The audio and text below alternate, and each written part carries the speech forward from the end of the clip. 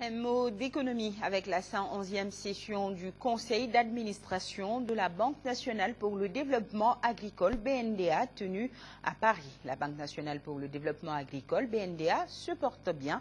Elle a enregistré un bénéfice net de 4 milliards 872 millions de francs CFA en 2011. Ce résultat a été adopté lors de la dite session du Conseil d'administration. Les administrateurs ont également examiné et adopté le plan d'action 2012, un plan qui prévoit de soutenir la production de 10 millions de tonnes de céréales au compte de la campagne agricole 2012, malgré la crise institutionnelle que connaît le Mali.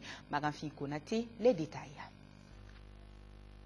L'exercice 2011 s'est déroulé dans un contexte de stabilité macroéconomique. Les objectifs que la banque s'était fixés ont été atteints, avec à la clé une bonne croissance économique et une maîtrise de l'inflation, malgré la hausse du prix du carburant. Le bilan de la BNDA s'est établi au 31 décembre 2011 à 243 milliards de francs CFA en progression de 16%.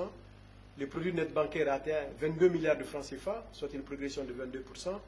Et le résultat net, après impôt, a atteint 5 milliards de francs CFA, soit une augmentation de 32%. Malgré la crise institutionnelle que traverse le Mali, crise qui a déjà occasionné beaucoup de dommages à la Banque verte, la BNDA s'engage à soutenir la campagne agricole 2011-2012, une campagne qui prévoit la production de 10 millions de tonnes de céréales avec un accent particulier sur les filières maïs et sésame très porteuses. La restructuration du secteur coton occupe également une place privilégiée dans les objectifs de la banque. Quelles que soient les difficultés, la BNDA va continuer à accompagner les producteurs agricoles dans le financement de leur campagne, mais aussi dans l'acquisition des équipements. Le total du bilan a enregistré une croissance de 16%, passant de 209 milliards en 2010 à 243 milliards en 2011.